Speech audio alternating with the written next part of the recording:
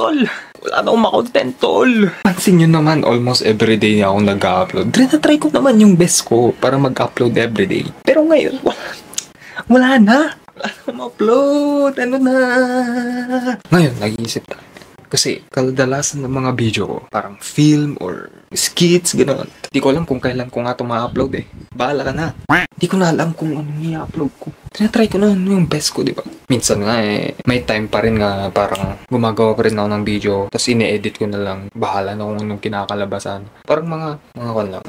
Salpak, upload. Ganun lang. Kagaya nung itong video na to. Yan, yung video na yan. Di ko alam kung meron sa video na to pero wala lang. Linagay ko lang kasi gusto ko eh. Yan lang. Ma-update ko na lang kayo kung may maisip pa akong video na may upload. Let's go.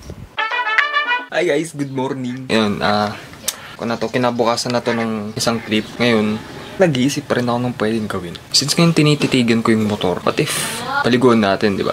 Tara! Hi guys. So, yun nga.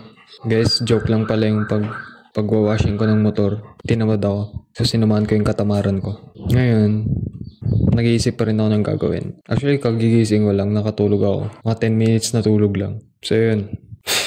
Hindi ko na alam. Naalala nyo ba yung sinabi kong na yung content ko yung mga alaga namin dito sa bahay? Yung kaka-upload ko lang kahapon. Wala na akong makontent eh. Gusto nyo isa-isayin ko pa lahat ng mga alaga namin dito eh. Gusto nyo yan? Wala na kayong choice. Yun na lang yung pwede kong i-content eh. So what if i-content natin yung mga aso? Since nandito naman ako sa labas, so i-content na natin sila, diba? Sige, tara na.